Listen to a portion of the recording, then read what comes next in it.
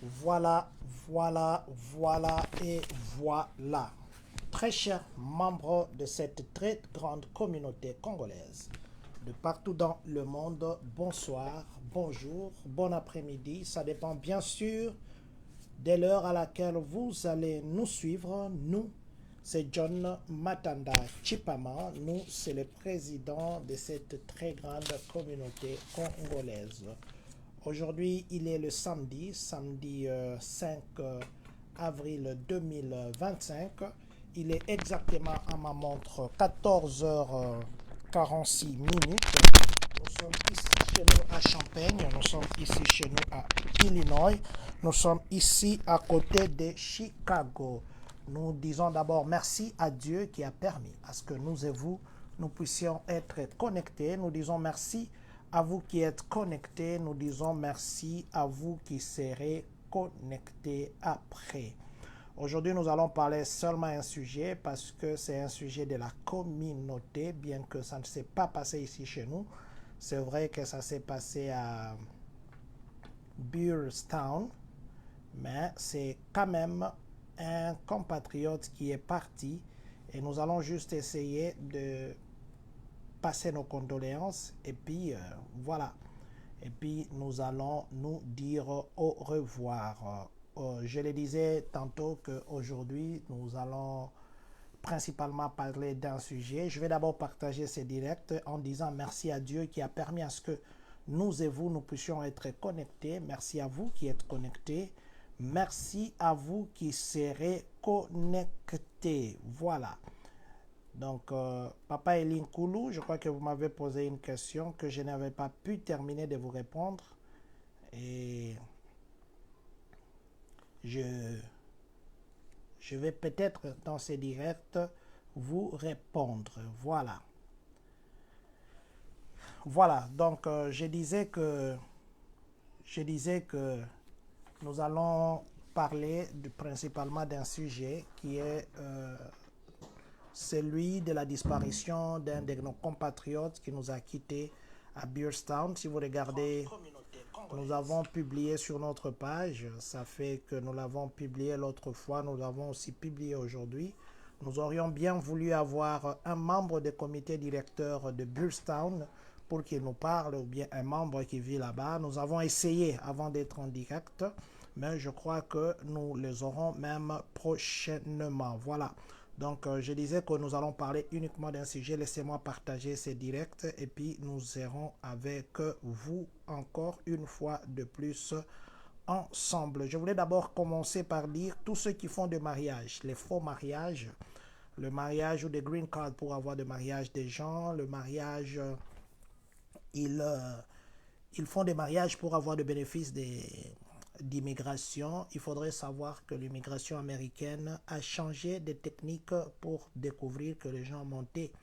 Il y a les gens même qui pourraient se retrouver, ils sont déjà mariés, ça fait longtemps, mais si l'immigration remarque et prouve que vous avez été marié faussement, vous risquez de perdre votre statut de résident ou bien votre statut actuel. Donc, il faudrait vraiment faire attention. Mariez-vous normalement, nous l'avions dit l'autre fois, ils ont renforcé beaucoup de choses. Ils ont renforcé aussi, même pour la déclaration de green card par rapport au mariage, ils sont en train de fouiller, aller même dans votre historique, aller même dans votre téléphone. C'est pourquoi vous voyez, même l'autre fois, nous avons aussi parlé encore. Les gens qui rentrent de voyage, quand ils arrivent ici, on fouille dans leur téléphone, on fouille dans leurs réseaux sociaux, on fouille pour voir que si réellement ce qu'ils déclarent, c'est vrai. C'est vrai que ces derniers temps ici, les histoires ici des refoulements, ça a un peu temporisé, ou de renvoi de gens dans leur pays, ça a un peu temporisé, mais ce n'est pas exclu, ça continue. Il y a beaucoup de gens qui se retrouvent dans des situations un peu compliquées et il y en a même qui font des trucs qui ne sont pas encourageants, qui ne sont pas légalement encouragés. Et là, nous les décourageons. Faites des choses bien pour que vous puissiez vous mettre à l'abri de problèmes avec l'immigration, le problème avec la justice américaine. Je crois que nous reviendrons plus tard avec beaucoup d'autres détails. Voilà, pour le moment, je suis en train de partager ces directs. Maman Michel-Ange Misenga, je vous dis bonsoir et bonjour aussi que Papa Francis Kwadi. Que Dieu continue à vous bénir. Voilà, donc je disais que j'aurais bien voulu avoir quelqu'un en direct de Beardstown, quelqu'un qui est là à Beardstown, pour que nous puissions faire les directs avec eux. J'ai essayé de joindre beaucoup de gens, mais je crois que le temps ne le permet pas encore maintenant là. Mais comme l'information maintenant est rendue publique par le média, nous nous sommes dit que nous puissions peut-être en parler, juste traduire en français ce que nous avons posté en anglais sur notre page de la communauté. Voilà. Voilà, donc je crois que je peux d'abord m'arrêter ici. Nous allons commencer par l'information en anglais que nous avons posté, que vous puissiez écouter, et puis nous allons traduire sur celui qui a tué notre compatriote. Je vous laisse suivre d'abord en anglais pour ceux qui parlent anglais, et puis je reviens pour traduire ça en français, peut-être avec quelques petits détails, 2-3 petits détails. Et puis, nous allons nous dire au revoir. Voilà. Suivons d'abord ça en anglais.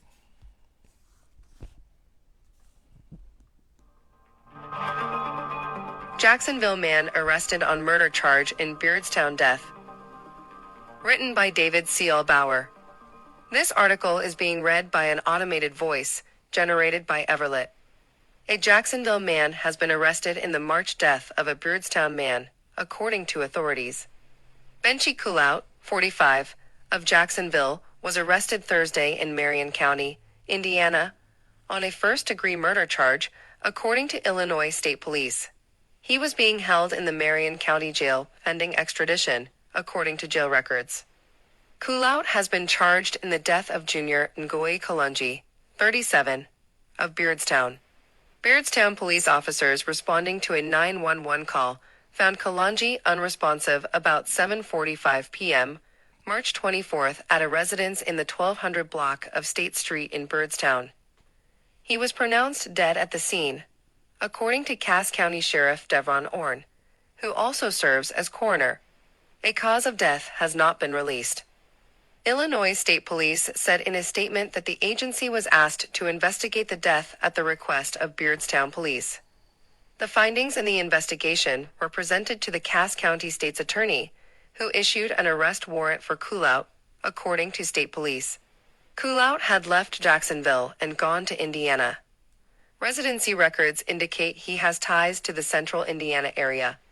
First-degree murder is a Class M felony in Illinois. Conviction is punishable by a minimum of 20 years in prison and a maximum of 60 years, although life imprisonment is possible if the death involves aggravating factors.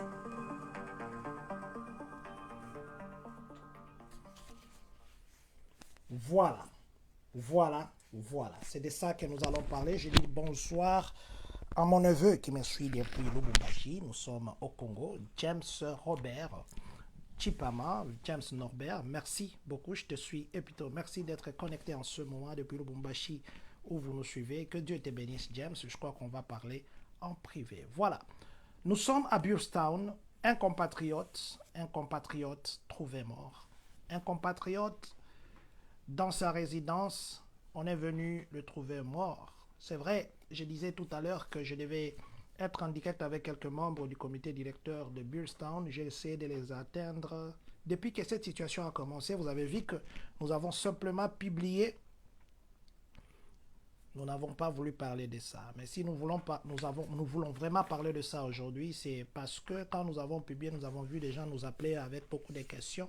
Et nous nous sommes dit, nous allons simplement traduire en anglais ce que nous avons posté sur notre page, sans beaucoup d'autres détails ou de commentaires. Sinon, ça serait mieux que quelqu'un de sur place puisse nous parler. Mais aussi, nous voulons parler parce que, vous savez, quand il y a un problème dans la communauté, surtout de meurtre, il faudrait quand même que la communauté, c'est vrai que M. Junior qui nous a quittés a une famille, mais il y a aussi une famille communautaire. Il faudrait peut-être que la communauté puisse dire, parce que beaucoup de gens se posent des questions, il est mort comment, il est mort pourquoi. Maintenant qu'on parle de meurtre, Pourquoi est-ce que cette personne est partie tuer notre compatriote? Est-ce qu'il y avait un problème derrière ça? Est-ce qu'il y a beaucoup de est-ce que les gens se posent? Mais du moins, nous devons savoir qu'il y a à Beardstown, qui est une ville juste à côté de chez nous, ici nous habitons, il y a notre compatriote Junior Ngoyi Kalonji, qui n'avait que 37 ans, nous a quittés. C'était le lundi 24, le 24, je crois que c'était le lundi. Le 24 mars 2025, c'était à 19h47 et 45, aux alentours de 19h45. La police est partie à son appartement parce que selon ce que nous avons nos informations, il avait une maison et comme il avait des problèmes au niveau de sa famille, problèmes privés, comme il s'est retrouvé habitant seul et la maison était grande, il a sous-logé les gens qui habitaient au-dessus et lui habitait maintenant le basement. Il vivait là-bas dans le basement et c'est là qu'on l'a retrouvé mort. Alors, on dit que la police est venue. Après l'appel de 911, on a appelé le 911, la police est venue. Et l'autopsie devait se faire le jour qui suivait, c'était le mardi que l'on avait prévu qui est autopsie. Nous avons parlé de ça le premier jour là que nous avons publié le lendemain de son décès, mais nous avions dit que l'autopsie devait revenir. Alors, en faisant l'autopsie, on a retrouvé qu'il était assassiné. Il était assassiné et qu'il fallait trouver le meurtrier. Selon la police, la personne qui a mis fin à notre compatriote, c'est une autre nationalité, qui n'est pas une nationalité congolaise, c'est une nationalité africaine autre que congolaise, qui n'est pas aussi un noir américain, mais il vient d'Afrique, d'un pays que nous ne voulons pas citer ce pays ici. Je crois que ceux qui liront les journaux, ils verront c'est de quel pays il s'agit. Alors, Monsieur Benchi Kouloute, c'est celui qui a mis fin à la vie de notre compatriote. Benji Kouloute, lui, a 45 ans et notre compatriote Junior Kalonji n'avait que 35 ans. Alors, selon ce qui s'est dit, plutôt pas selon ce qui s'est dit, selon les enquêtes de la police, Monsieur Kouloute, après avoir tué, il est parti à Indiana. En allant à Indiana, il a passé quelques coups de fil qui a aidé la police à les localiser. En partenariat avec la police d'Indiana, parce qu'on a dit qu'il a des clauses, il a des amis à Indiana aussi. En collaboration avec les investisseurs d'Indiana, ils ont mis la main sur lui. Et on doit les ramener à Illinois. Mais maintenant, Monsieur Junior, il a laissé 4 enfants. Et selon nos informations, il vivait seul. Pour le moment, c'est vrai que dans tout couple, il peut y avoir des problèmes, mais à sa mort ou à son décès, il vivait seul dans sa maison qui avait au-dessus les locataires et en bas, c'est là qu'il habitait. La personne qui l'a tué risque entre 20 à 60 ans d'emprisonnement, mais s'il y a des situations aggravantes, ils pourraient aller ils peuvent passer le restant de sa vie dans la prison. Junior, qu'on surnommait Abedachou, $100 c'est quoi? Un jeune qui est aux États-Unis, ça fait entre 6 ans ou 7 ans. Il vit ici aux États-Unis et il est venu, comme tout le monde quand il vient ici, c'est pour trouver une bonne vie, c'est pour se rechercher ainsi que la famille. Maintenant, nous, si nous parlons de ça, c'est parce qu'en tant que communauté, nous nous disons, quand il y a un mort ou quand il y a un décès, surtout que quand c'est un meurtre, nous avons eu un meurtre ici chez nous à Champagne, paix à l'âme de notre compatriote Ridier. la communauté s'est élevée, nous sommes passés dans beaucoup de médias. Et le monde avait parlé du décès de compatriote Ridier. Parce que c'était un assassinat. En ce cas d'espèce, il s'agit aussi d'assassinat. Mais maintenant, la question que nous nous posons ici, parce que la police a dit que les enquêtes continuent, la question que nous nous posons ici, pourquoi Monsieur Koulouté est parti s'attaquer à Junior? Ça, c'est la première question. Deuxième question. Pourquoi la communauté de Beardstown n'a pas un plan, ou s'il y en a, bien sûr, je ne sais pas encore, pour chercher la lumière qui entoure les décès du compatriote Junior?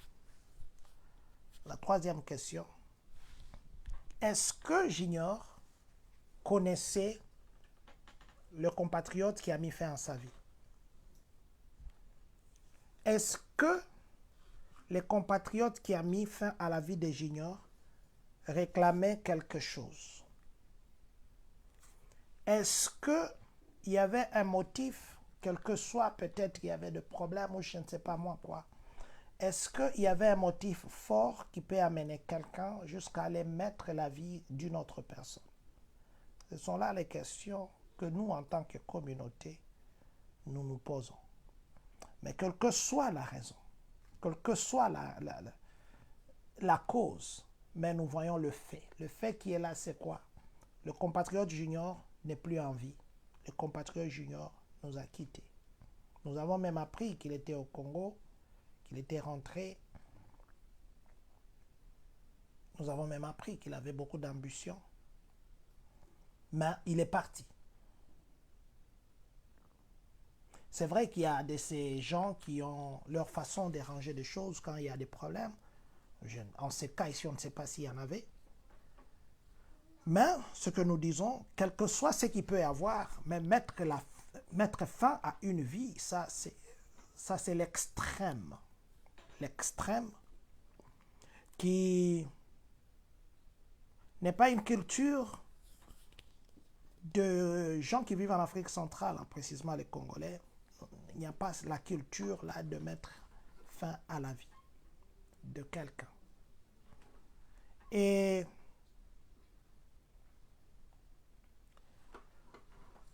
s'il y a quelqu'un, parce que nous avons essayé avant des directs comme je disais, s'il y a quelqu'un qui vit à Beardstown et qui est connecté en ce moment, qu'il essaye de nous appeler par Messenger et nous serons en direct avec lui.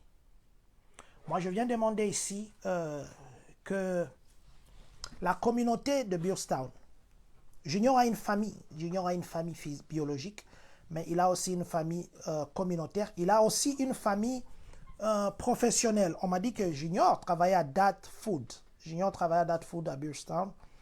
Et sa famille professionnelle, sa famille communautaire doit savoir, et même sa famille biologique, qu'est-ce qui s'est réellement passé. Vous savez, quand il y a des conséquences ou quand il y a des problèmes ou quand il y a des choses qui nous arrivent, ça pourrait aussi servir des conseils aux autres. Ça pourrait aussi servir de garde-fou aux autres. Ça pourrait aussi servir... La police dit qu'on l'a assassiné. La police dit qu'on l'a assassiné dans sa propre maison.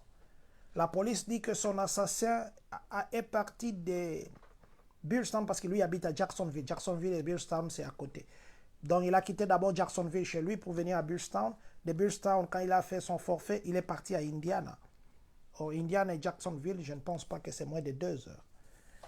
Mais qu'est-ce qui peut motiver quelqu'un de quitter chez lui à la maison, de venir dans une maison de quelqu'un qui habite avec les gens au-dessus, les locataires, et lui habite dans le basement, entrer chez lui Est-ce qu'ils avaient des affinités? Est-ce qu'ils se connaissaient déjà? Est-ce qu'il y a une chose qui les liait? Ce sont là les questions que nous voudrions que la communauté congolaise de Beardstown, ce sont là les questions que nous voudrions que ceux qui peuvent peut-être accompagner les enquêtes nous en disent. Aujourd'hui, le média américain, ils ont parlé NBC News, WCIA, tout ça. Beaucoup de médias, aujourd'hui, ils ont release. Si vous regardez des publications il y a 1 heure, il y a 2 heures, ils ont mis des publications. Et pourquoi pas nous-mêmes aussi, les compatriotes, nous ne disons pas réellement ce que nous connaissons. Si nous connaissons des choses, si réellement ce que les autres peuvent avoir, ça peut aider la police à mener les enquêtes. Parce que pour le moment, c'est au niveau d'enquête. Pour le moment, c'est au niveau d'investigation. Et en tant qu'une communauté, nous disons, même si nous sommes à Champagne, nous sommes d'abord une communauté. Ce n'est pas Beardstown, ce n'est pas Galesburg, ce n'est pas Jacksonville.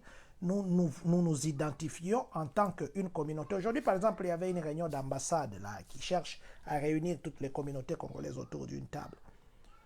C'est parce qu'on est d'abord communauté, c'est parce qu'on est d'abord congolais. Alors, nous venons ici dire, si la communauté congolaise peut aider, si le proche des Juniors peuvent aider à déterminer qu'est-ce qui a réellement amené à la fin de notre compatriote, à la fin de sa vie, qu'il puisse communiquer, qu'il puisse ne serait-ce qu'informer. Parce que nous, ici, à Champagne, quand quelque chose comme ça arrive, que c'est notre compatriote, nous disons comment nous pouvons participer. Je vous ai dit, nous avons pris comme référence notre compatriote qu'on avait brutalement tué il y a de cela 2 ans. Devant sa porte, il venait du boulot parce que simplement, sa fille fréquentait un noir de ces pays.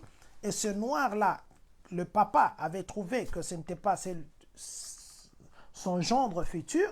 Il avait interdit ses relations. Et le monsieur comportement d'ici, voyant que le beau-père futur, entre guillemets, ne voulait pas de leurs réactions et relations, il a dit qu'il mettrait fin. Là, du moins, nous connaissons qu'il y avait une raison. Mais maintenant, ici, nous venons juste pour expliquer, comme j'ai dit, nous expliquons toujours en français ce que nous publions en anglais, mais du moins, en tant qu'une communauté, nous pouvons peut-être aussi venir là-bas. D'abord, pas que nous viendrons, le jour d'enterrement, nous viendrons. On avait tué l'enfant de notre frère Papi, qu'on appelle Noko. On est parti jusqu'à Kentucky là-bas. Et on m'a dit dernièrement qu'on avait prononcé la dernière condamnation et nous avions fait le direct avec Papa Papi, Likiko.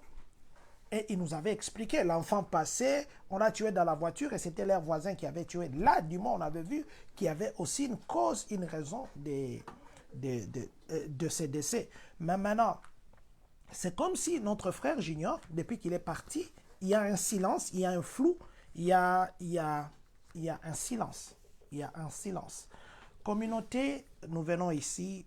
Nous sommes, la communauté de Champagne, il y a beaucoup de gens qui connaissaient Junior. Moi, je le connaissais. Il y a beaucoup de gens. J'ai vu mon frère Siloulou aussi a écrit là-bas dans les trucs. Alors, il y a même les gens qui ont dormi. La nuit d'hier à aujourd'hui, il y a les gens qui étaient au deuil qui ont dormi là-bas. Donc, je voulais juste dire ici en tant que communauté que s'il y a des choses que peut-être par des situations qui arrivent, qui pourraient servir de conseils ou qui pourraient servir d'aider les autres s'ils se trouveraient peut-être, c'est peut-être une mauvaise fréquentation, c'est peut-être des amitiés qui ne pouvaient pas être conseillées, c'est peut-être que la communauté puisse ne serait-ce que dire c'est que la communauté puisse ne serait-ce que se manifester et dire que non, selon les informations que nous, la communauté, nous avons. Et puis dire, par exemple, c'est vrai que dans des situations comme ça, chacun ne veut pas être témoin. Chacun ne veut pas être témoin. Ils laisseront la justice faire son travail. Mais nous, la question que nous nous posons, comment ce monsieur a eu accès jusqu'à la maison des Juniors? Comment? Et ce n'était que 19h. C'est bon, du moins, on a dit que c'est à 19h, aux alentours de 19h45 que la police est venue. Peut-être c'était plus tôt que ça. Mais est-ce qu'il y a les gens là qui connaissent si ces deux-là s'est fréquenté? Est-ce qu'il y a des gens là qui connaissent s'ils travaillaient au même endroit? Est-ce qu'il y a les gens qui connaissent si les deux là... Parce que lui habite une autre ville, bien que ce sont des villes voisines, mais c'est Jacksonville. Lui était à Billstown. Quel est le motif qui l'a amené là-bas? Les enquêtes continuent bien sûr, mais nous en tant que la communauté, et comme nous vivons ici aux États-Unis en communauté, nous voulions juste nous demander que nous puissions nous communiquer. Nous puissions nous dire qu'est-ce que nous, la communauté des Champagne-Kani, nous pouvons amener comme apport. Que nous puissions nous dire qu'est-ce que nous, la communauté des États-Unis, nous pourrons tirer de ce qui est arrivé. Que nous puissions comprendre. S'il faudrait que nous puissions même interroger, on nous a dit que ça faisait 2 ans que Junior vivait seul, mais il a les enfants. Si nous pouvons même avoir quelqu'un qui pourrait nous parler, ça sera une bonne chose. Mais du moins, nous avons voulu expliquer ça parce que c'est une situation qui est dans notre communauté. La dernière fois, je vous avais dit, ici aussi dans la communauté, il y a un compatriote là qui est, pour le moment, on attend le procès. Pour le moment, il a eu aussi des problèmes avec la justice. On l'a accusé de meurtre. Il y a 2 semaines, il a été entendu. C'est un compatriote congolais cette fois-ci. On l'a accusé de meurtre d'un blanc, si je dois dire comme ça, excusez-moi, d'un blanc, et attente de meurtre à une blanche. Donc selon ce qu'on a accusé, mais la justice n'a pas encore condamné. Et pour la première fois, on l'a entendu, et la justice continue à faire les enquêtes. Si jamais la justice mettait la lumière à ça, il disait 1, 2, 3, nous viendrons ici, nous vous parlerons. Nous viendrons, nous vous dirons, il y a eu ça, et puis nous vous disons. Mais pour le moment, ce qu'il y a est que le compatriote il habitait Rantoul, il travaillait ici à Caterpillar. Ce compatriote-là qui venait d'arriver ici chez nous il n'y avait pas très longtemps, je crois qu'il avait 2 mois simplement qu'il venait de vivre, et on l'a accusé de meurtre. Est-ce qu'il a vraiment commis ça? Est-ce qu'il n'a pas commis? Donc ça, c'est ce que nous connaîtrons après les enquêtes. Mais du moins, il y a un compatriote aussi en ce moment ici qui est en prison accusé de ça. C'est vrai que beaucoup de gens ne le connaissent pas parce qu'il venait d'arriver il n'y a pas très longtemps. Voilà. Donc, bonjour à vous, mon papa Wilson Guy. Que Dieu vous bénisse. Que Dieu vous bénisse. Voilà. Donc, nous voulions simplement vous dire que celui qui a tué notre compatriote Junior Ngoyi Kalonji a été appréhendé par la police et que pour le moment, on doit le ramener à Illinois. On l'a arrêté à Indiana. Mais du moins, la communauté de Billstown, nous allons vous chercher pour que vous puissiez nous dire, est-ce que ces gens-là, c'est vrai que les gens refusent d'être témoins dans des histoires, juste que peut-être qu'est-ce qu'ils se connaissaient, est-ce qu'ils se fréquentaient, est-ce qu'il y avait des choses qui se disaient ou ce qui se faisait, est-ce que beaucoup... et surtout que c'est pas un Congolais, c'est un autre Africain. Qu'est-ce qui les liait, qu'est-ce qui est arrivé? Ça va nous aider, nous tous, à éviter ce qu'il y a à éviter et à garder ce qu'il y a à garder. Il est mort depuis le 24 et nous espérons qu'on nous donnera aussi le programme de deuil. Mais sinon, nous savons qu'il a laissé 4 enfants. Sinon, nous savons qu'il a été assassiné. Sinon, nous savons que c'est dans sa maison qu'on l'a assassiné. Sinon, nous savons que c'est notre compatriote congolais qui nous a quittés. Voilà. Donc, je voulais juste résumer par dire, sachons où nous mettons nos pieds, sachons avec qui nous marchons, sachons surtout ce que nous faisons dans la vie. Que Dieu bénisse la République démocratique du Congo. Que Dieu bénisse les Congolais de partout dans le monde. Que Dieu bénisse vous qui êtes connectés en ce moment. Que Dieu bénisse les États-Unis d'Amérique. Et bien voilà, avant que je ne puisse terminer, je vais juste terminer par ça. La photo du compatriote Junior qui nous a quittés. Très jeune, à 35 ans, c'est vraiment un jeune. C'est lui. Notre compatriote Junior, que son âme repose éternellement en paix. Que son âme repose éternellement en paix. Voilà, je vais dire, Papa Wilson dit, nous devons faire très attention avec cette communauté-là. Ils sont très dangereux. Voilà. Merci. Et c'est lui qui l'a assassiné. Il est là. Ça, c'est la photo de la police. Lui a 45 ans. Junior n'avait que 37. Et que, surtout, que Dieu bénisse les Congolais de Champagne. On se voit peut-être la nuit. Nous allons parler immigration. Nous allons parler immigration. Merci, Maman Esther Bakinabo. Merci.